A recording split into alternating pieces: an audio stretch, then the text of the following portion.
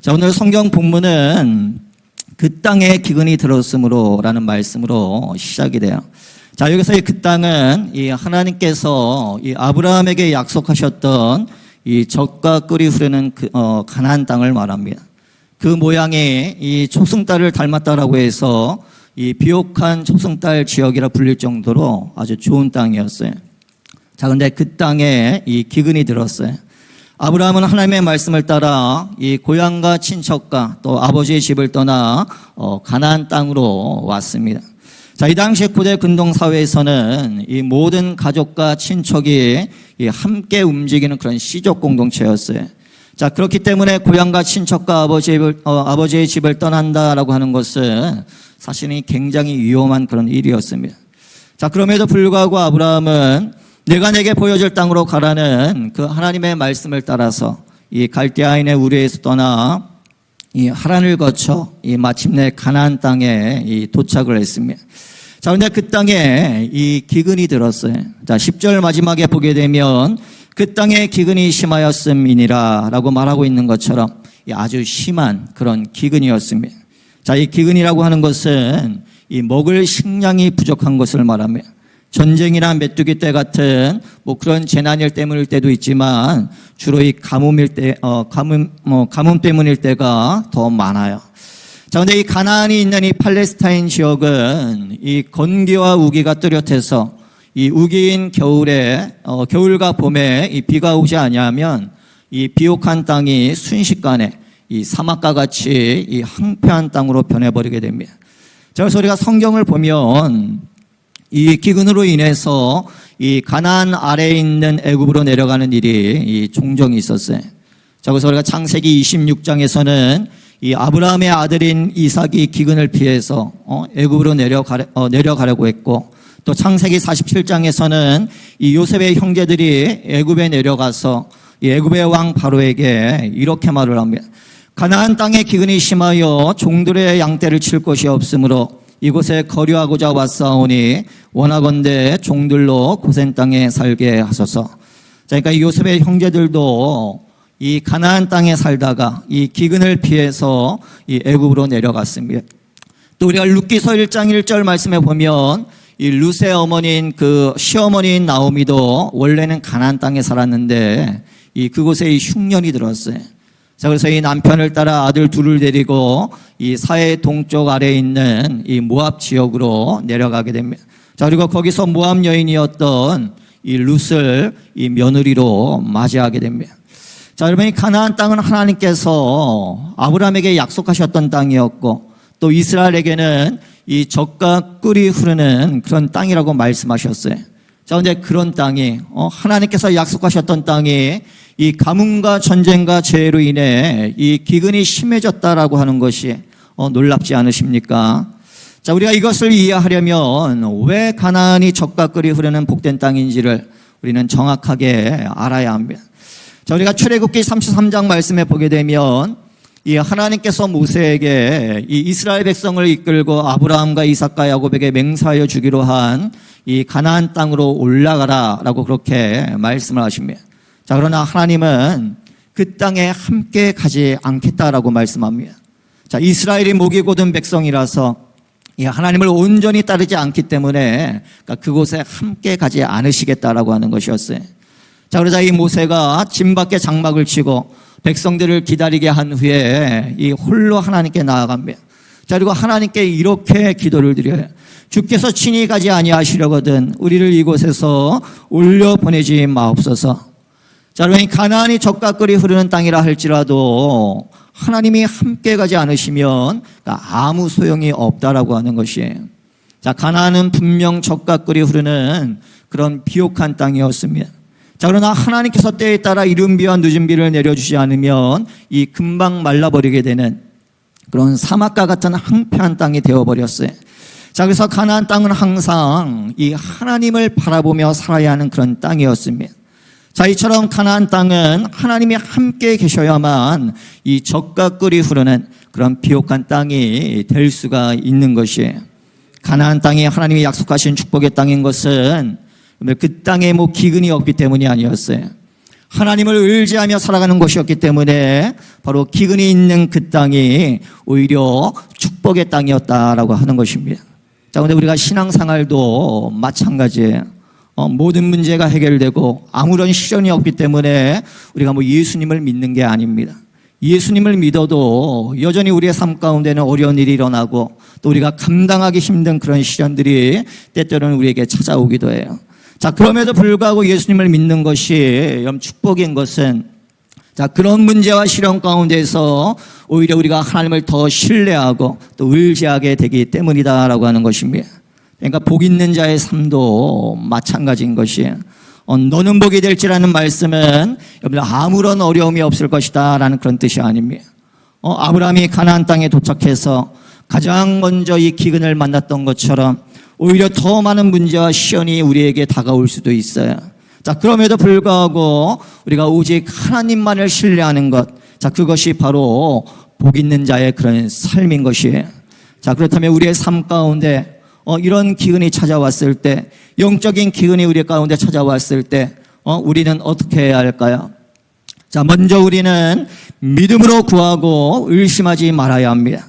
자, 오늘 말씀에 보면 그 땅에 기근이 들었으므로라고 시작을 하면서 이 먼저 아브라함이라고 하면서 아브라함이 어떻게 했는지를 이야기를 합니다. 자, 그리고 17절부터는 여호와께서라고 그렇게 말씀하면서 하나님께서 어떻게 하셨는지가 나오게 됩니다. 자, 그러면 먼저 아브라함은 어떻게 했을까요? 자, 10절 말씀에 그 땅에 기근이 들었으므로 아브라함이 애굽에 거류하려고 그리로 내려갔으니 이는 그 땅에 기근이 심하였음이니라. 자, 아브라함이 애굽에 거류하려고 내려갔어요. 자, 여기 거류하였다, 거류한다라고 하는 말은 이 잠시 체류한다라는 그런 뜻입니다.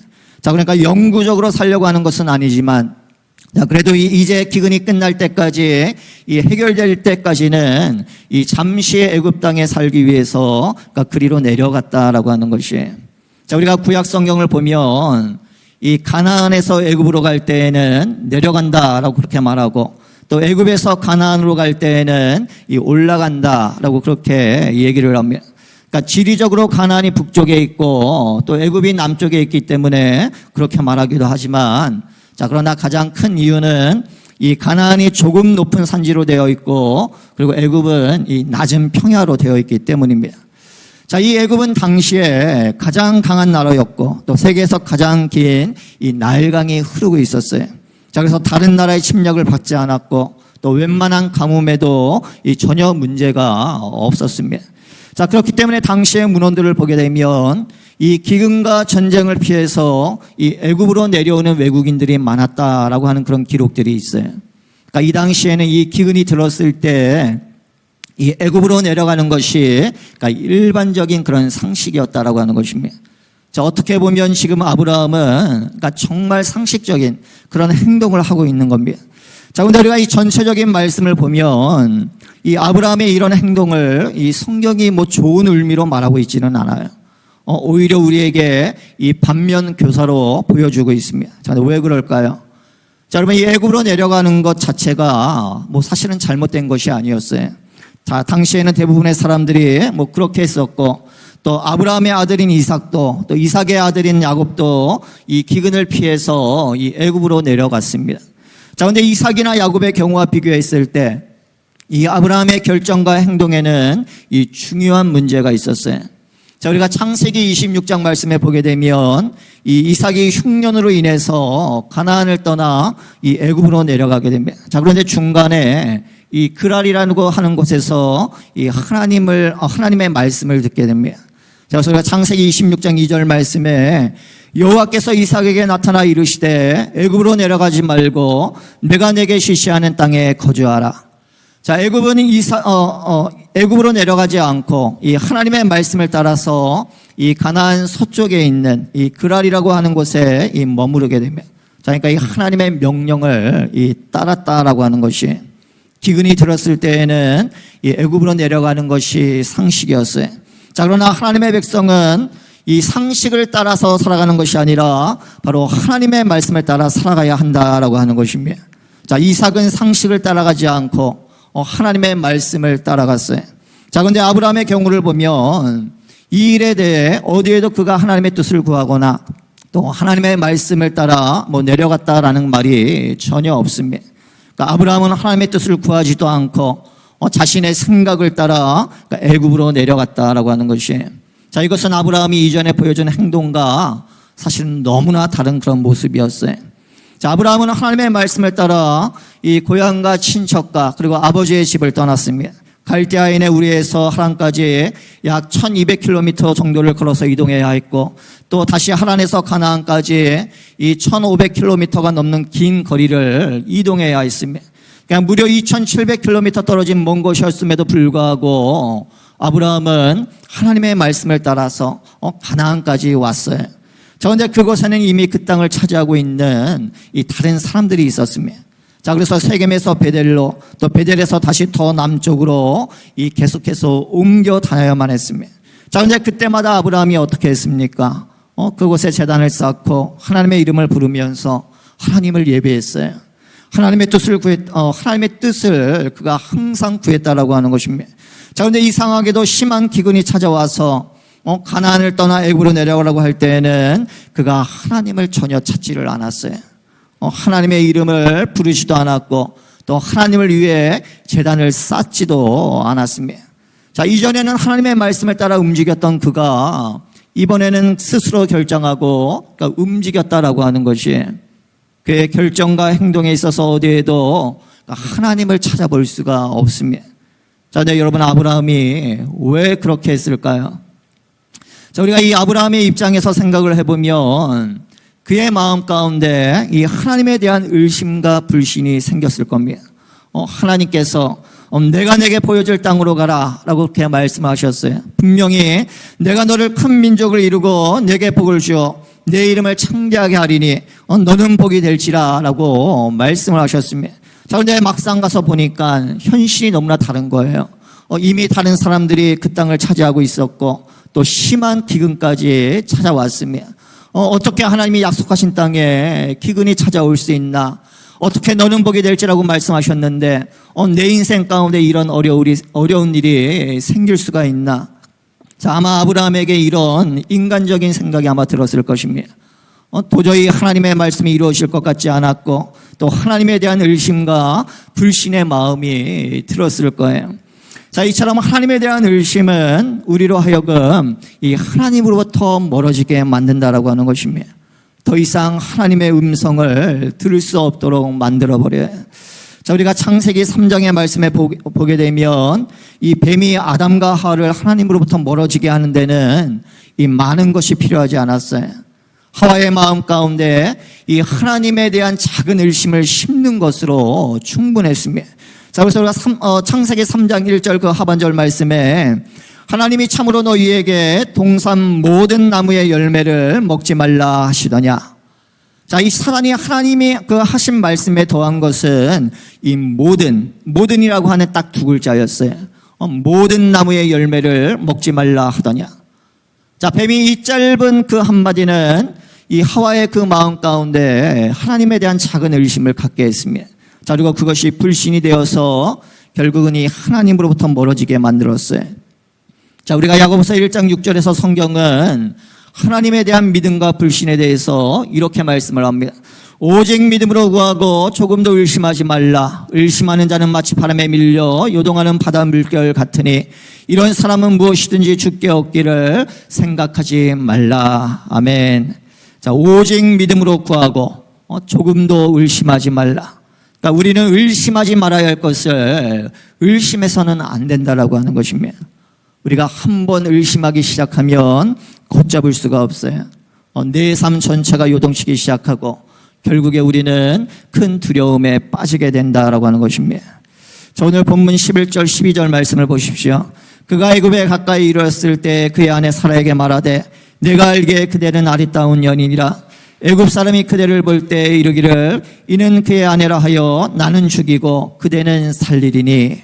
자, 하나님을 신뢰하던 아브라함에게 이 하나님에 대한 의심과 불신이 생기자, 자, 그것이 곧 사람과 세상에 대한 두려움이 되어버렸어요. 가나안 땅에 그대로 있으면 아브라함의 생각에는 심한 기근으로 인해서 굶어 죽을 것만 같았어요. 자, 그래서 가나안 땅을 떠나 이 애굽으로 내려가게 되는데, 자, 근데 이번에는 이 애굽에 내려가면 이 사람들에 의해서 죽을 것 같았어요. 자, 그래서 이 애굽에 내려가되 이 아내에게 자신의 누이라고 그렇게 말하라고 그렇게 시켰습니다. 자, 우리가 창세기 6장 2절 말씀에 보게 되면 이 하나님의 아들들이 사람의 딸들의 아름다움을 보고 이 자기들이 좋아하는 모든 여자를 아내로 삼는다라고 하는 그 말씀이 있는 것처럼, 자, 그 당시에는 다른 사람의 아내라고 해도 내가 마음에 들면 그 여자의 남편을 죽여서라도 이 자신의 아내로 삼곤 했어요. 자, 그렇기 때문에 아브라함에게는 이 아내로 인해서 자신이 죽을 수도 있다라는 그런 큰 두려움이 그 마음 가운데 있었다라고 하는 것입니다. 자, 여러분, 하나님을 믿지 못하고 떠나면 그때부터는 이렇게 이 세상의 모든 것이 다 두려움이 된다라고 하는 것이에요. 자, 성경은 우리에게 아무것도 염려하지 말고 오직 모든 일에 기도와 간구로 너의 구할 것에 감사함으로 하나님께 아뢰라 라고 그렇게 말씀을 합니다. 그러니까 우리가 염려하기 시작하면 우리는 아무것도 기도할 수가 없는 거예요. 자, 반면에 모든 것에 있어서 우리가 감사함으로 아뢰기 시작하면 우리는 아무것도 염려하지 않게 되는 것입니다. 자, 근데 우리의 두려움도 마찬가지인 것이, 하나님을 믿지 못하고 의심하기 시작하면 그때부터는 모든 것이 다 두렵게 느껴지게 됩니다. 자, 반면에 하나님을 온전히 신뢰하면 아무것도 두려울 게 없는 거예요. 아멘. 자, 누가복음 12장 5절에서 예수님은 제자들에게 마땅히 두려워할 자를 두려워하라고 그렇게 말씀하셨어요. 마땅히 두려워할 자를 내가 너희에게 보이리니 곧 죽인 후에 또한 지옥에 던져놓는 권세 있는 그를 두려워하라. 내가 참으로 너희에게 이르노니 그를 두려워하라.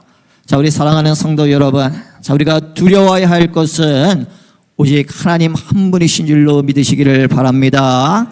자, 우리는 세상을 두려워하는 자가 아니라 바로 하나님을 두려워하는 자가 되어야 한다라고 하는 것이에요. 자, 바라기는 모든 일에 있어서 늘 하나님께 구하고 또 하나님의 뜻을 따라 살아가는 그런 우리 모두가 되어지기를 주의 이름으로 간절히 축원합니다. 자, 두 번째로 우리의 삶의 기근이 찾아왔을 때 우리는 오직 말씀 안에서 하나님의 뜻을 구해야 합니다. 자, 하나님에 대한 불신과 세상에 대한 두려움이 생기게 되면 그 다음에는 인간적인 생각과 판단을 하게 돼요. 자, 13절 말씀에 원하건대 그대는 나의 누이라 하라. 그러면 내가 그대로 말미암아 안전하고 내 목숨이 그대로 말미암아 보존되리라 하니라. 자, 이 아브라함은 아내를 누이라고 하면 그러니까 자신이 안전할 수 있다라고 그렇게 생각을 했어요. 자, 어떤 분들은 이 말씀만 얘기하면 그런 생각을 하실 것 같아요. 우리 아내가 내가 생명의 위협을 받을 정도로 우리 아내가 이뻤으면 좋겠다. 사실 생각해보면 행복한 고민이죠. 아브라함이. 자, 근데 하나님이 그 사라를 이쁘게 보이시게 하셨을 것 같아요. 사실 사라의 나이가 적은 나이가 아니잖아요. 자, 근데 하나님이 사라를 이렇게 아름답게 만드신 것 같아요. 자, 이 아브라함이 아내를 누이라고 하면 자기가 살 줄을 알았어요. 자, 여러분, 사실 인간적으로 생각했을 때 지금 이 아브라함의 이 생각이 사실은 정말 가능성 있는 그런 좋은 생각이었어요. 자, 왜냐하면 당시의 고대 근동 사회를 연구하는 그 학자들에 의하면, 자, 당시에는 이 아내의 사회적 위치를 높여주고 또 많은 재산을 가질 수 있도록 이 아내를 누이로 삼는 일이 있었다라고 그럽니다. 자, 그러니까 지금 이 아브라함이 없는 일을 하고 있는 게 아니에요. 자, 그리고 실제로 이 사라는 그의 이복 누이이기도 합니다. 자, 그래서 아브라함은 자신의 아내를 이 누이라고 그렇게 부른 것이에요. 또 이 당시에 이 여동생의 결혼에 있어서 이 오라버니의 그 영향이 아주 컸어요. 그러니까 만약 누군가가 사라를 원한다면 남편은 죽이려고 하겠지만 이 오라버니의 경우에는 이 결혼을 허락받기 위해서 아마 예의를 갖추고 극진히 대접을 했을 것입니다. 자, 그러면 아브라함은 계속해서 시간을 끌면서 가나안 땅의 기근이 끝나기를 기다리면 되는 거예요. 자, 그러니까 이 아브라함의 생각대로 모두가 다 안전할 수 있고 또 아무도 피해를 안 보고 이 생명을 보존할 수가 있는 그런 가장 좋은 방법이었습니다. 자, 여러분, 사람의 생각과 계획에는 항상 한계가 있기 마련이에요. 자, 우리가 그 다음 말씀을 보면 아브라함은 자신이 미처 생각하지 못했던 그런 일로 인해 이 큰 위기에 처하게 됩니다. 자, 14절과 15절 말씀에 아브라함이 애굽에 이르렀을 때 애굽 사람들이 그 여인이 심히 아름다움을 보았고 바로의 고관들도 그를 보고 바로 앞에서 칭찬함으로 그 여인을 바로의 궁으로 이끌어 들인지라. 자, 이 사라를 원하는 사람이 이 동등한 위치에서 흥정할 수 있는 사람이라면 이 아브라함의 생각과 계획대로 아마 되었을 거예요. 자, 그런데 이 흥정을 할 필요가 없는 이 애굽의 왕 바로가 사라를 원하게 되면서 이 아브라함의 모든 생각과 계획이 뒤틀리기 시작했습니다. 자, 우리가 그 다음 16절 말씀에 보게 되면 이 애굽의 왕 바로가 사라를 궁으로 데려가면서 이 아브라함에게 고마움을 표현하기 위해 이 양과 소와 노비와 나귀와 낙타를 주었다라고 그렇게 말합니다. 자, 그리고 바로의 선물을 받은 아브라함의 마음이 오늘 어땠을까요? 자신의 거짓말로 인해서 이 아내를 빼앗겼기 때문에 아무 말도 하지 못하고 정말 이러지도 저러지도 못하는 그런 기가 막힌 그런 상황 가운데 처하게 되었어요. 자, 우리가 18절과 19절 말씀에 보면 나중에 모든 사실을 알게 된 바로가 아브라함에게 이렇게 말을 합니다. 바로가 아브라함을 불러서 이르되 내가 어찌하여 나에게 이렇게 행하였느냐? 내가 어찌하여 그를 내 아내라고 내게 말하지 아니하였느냐? 내가 어찌 그를 누이라 하여 내가 그를 데려다가 아내를 삼게 하였느냐? 자, 이것은 바로에게 있어서도 정말 기가 막힌 그런 일이었어요. 자, 그래서 이 짧은 한마디를 하면서 이 내가 어찌하여 라고 하는 말을 이 3번이나 반복할 정도로 이 바로에게는 이해할 수 없는 그런 상황이었습니다. 자, 또한 이 아브라함이 바로에게 한마디 변명도 하지 못하는 것을 보면 자, 이것이 명백한 아브라함의 잘못이었다라는 것을 알 수가 있어요. 자, 이것이 기근이 들었을 때 하나님 없이 이루어진 그런 아브라함의 생각과 행동의 그런 결과였습니다. 자, 하나님께서는 아브라함에게 너로 큰 민족을 이루고 내게 복을 주어서 내 이름을 창대하게 하리니 너는 복이 될지라 라고 말씀하셨는데, 자, 근데 큰 민족을 이룰 그의 아내는 남의 아내가 되어버렸고 또 창대하게 될 그의 이름은 이 하나님을 알지 못하는 이방인에 의해서 비난을 받게 되었어요. 자, 여러분, 이처럼 우리의 인생 가운데 이 기근과 같은 그런 어려움이 찾아왔을 때 우리가 무엇을 선택하고 또 어떻게 반응하느냐가 상당히 중요하다라고 하는 것이에요. 자, 우리가 복음서를 보면 예수님께서 침례를 받으신 후에 이 성령 충만한 가운데 강야에 들어가셔서 이 40일 동안 금식하며 기도하는 그런 시간을 가지셨습니다. 자, 그런 다음에 갑자기 사탄이 나타나서 예수님을 시험을 했어요. 아브라함이 하나님의 말씀을 따라 가나안 땅에 들어간 후에 이 갑자기 기근이라는 큰 시험을 만난 것처럼, 자, 예수님께서도 성령의 인도하심을 따라 강야에 들어간 후에 이 갑자기 사탄에 의해서 시험을 당하셨습니다. 자, 성공적인 믿음의 결단이나 또 승리 후에는 이렇게 영적인 시험이 찾아오게 돼요. 우리가 복음서에 보게 되면 베드로가 예수님에 대해 주는 그리스도시요 살아계신 하나님의 아들입니다 라는 믿음의 고백을 하게 되는 것을 보게 됩니다. 자, 근데 이것은 예수님께서 내게 복이 있다, 이것은 하나님께서 깨닫게 하신 것이다 라고 칭찬할 정도로 아주 대단한 그런 고백이었어요. 자, 이어서 예수님께 앞으로 자신에게 일어날 이 죽음과 부활에 대해서 말씀을 하십니다. 자, 그러자 베드로가 그런 일이 일어나면 안 된다라고 이 예수님을 막아서게 되죠. 자, 예수님께서는 그런 베드로를 꾸짖으며 이렇게 말씀하셨습니다. 사단아, 내 뒤로 물러가라. 내가 하나님의 일을 생각하지 아니하고 도리어 사람의 일을 생각하는도다. 자, 여러분, 성경이 선줄로 생각하는 자는 넘어질까 조심하라 라고 말씀하고 있는 것처럼 우리가 이렇게 영적인 승리 후에는 반드시 영적인 시험이나 시련이 찾아오게 됩니다. 자, 그럴 때 그것으로 인해서 우리는 결코 당황해서는 안 된다라고 하는 것이에요. 우리가 그럴 수 있다라고 하는 것을 알고 우리는 담대하게 반응해야 합니다. 자, 사단이 예수님 앞에 나타나서 내가 만일 하나님의 아들이라면 이 돌들로 하여금 떡이 되게 하라라고 말하면서 예수님을 시험을 했어요. 자, 그때 예수님께서 침착하게 이 성경의 말씀을 가지고 사단의 시험을 물리치십니다. 사람이 떡으로만 살 것이 아니요 하나님의 입으로부터 나오는 모든 말씀으로 살 것이라. 자, 그리고 사단이 2번 더 예수님을 시험을 했지만, 자, 예수님은 그때마다 말씀을 가지고 이 사단의 시험을 물리치십니다. 자, 이처럼 기근과 역경과 시험이 찾아왔을 때 우리가 의심하거나 두려워하지 않으려면 바로 다른 어떤 것이 아니라 우리는 하나님의 말씀을 굳게 붙잡아야 하는 것이에요. 자, 하나님의 말씀을 믿지 못하면 우리에게 하나님에 대한 의심이 생기게 됩니다. 또 우리가 하나님을 의심하기 시작하면 우리는 하나님이 아닌 세상을 두려워하게 돼요. 자, 그렇게 우리의 마음이 하나님에 대한 믿음이나 말씀에 대한 그런 신뢰가 아니라 하나님에 대한 의심과 또 세상에 대한 두려움으로 가득 채워지게 되면 자, 결국은 하나님을 떠나서 우리는 인간적으로 생각하고 그리고 행동하게 된다라고 하는 것입니다. 자, 예수님께서 너희는 먼저 그의 나라와 그의 의를 구하라. 그러면 이 모든 것을 너희에게 더하시리라 라고 말씀하셨습니다. 자, 하나님의 뜻을 떠나 떡을 택하는 것은 어리석은 선택인 것이에요. 말씀 안에서 하나님의 뜻을 구하시기를 바랍니다. 자, 그럴 때 하나님께서 여러분들의 모든 것을 책임져 주실 줄로 믿습니다. 자, 세 번째 마지막으로 우리 삶에 기근이 찾아왔을 때 우리는 오직 하나님의 인도하심을 우리는 따라가야 합니다. 자, 아브라함의 잘못된 생각과 행동으로 모든 것이 이 엉망이 되어버렸어요. 자, 그런데 하나님께서는 하나님을 사랑하는 자, 그때로 부르심을 입은 자들에겐 모든 것이 합력하여 선을 이루느니라 라고 말씀하셨던 것처럼 자, 이 엉망이 되어버린 이 상황들을 이제 하나씩 해결하시고 그리고 가장 선한 것으로 바꾸어 놓으십니다. 자, 17절 말씀에 여호와께서 아브라함의 아내 사레의 일로 바로와 그 집에 큰 재앙을 내리신지라. 자, 우리가 방금 읽은 17절 말씀은 이 여호와께서라는 말씀으로 시작을 하죠. 자, 지금까지 지켜보고 계셨던 하나님께서 이 직접 개입하셔서 상황을 바꾸시고 또 문제를 해결하기 시작하십니다. 자, 바로와 그 집에 큰 재앙을 내리셨어요. 자, 이 재앙은 이 전염병과 같은 그런 질병을 말합니다.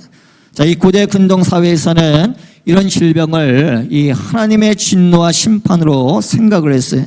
자, 그래서 깜짝 놀란 바로가 그 재앙의 원인을 찾고자 했을 것이고 또 이 모든 일이 아브라함의 아내로 인해서 일어난 일이라는 것을 그가 알게 되었습니다. 자, 아까도 말씀드렸지만 바로가 아브라함을 불러서 말하면서 내가 어찌하여 라는 말을 3번이나 반복한 것은 이 바로가 그만큼 억울하고 화가 났다라는 그런 뜻입니다. 자, 근데 그럼에도 불구하고 19절 마지막을 보면 바로는 아주 짧게 이 모든 일을 결론을 짓습니다. 내 아내가 여기 있으니 이제 데려가라. 자, 하나님께서 개입하시자 이 복잡했던 그 모든 문제들이 그러니까 일순간에 정리가 되어버렸어요. 자, 그 당시에 가장 강력한 나라였던 이 애굽의 왕 바로의 이 짧은 한마디는 바로 우리의 삶 속에서 하나님의 권위와 능력이 얼마나 엄청난 것인지를 깨닫게 해주는 그런 말씀인 것이에요. 자, 또한 하나님은 단지 문제를 해결할 뿐만이 아니라 그 문제를 통해서 오히려 아브라함에게 더 큰 복을 주시는 것을 보게 됩니다.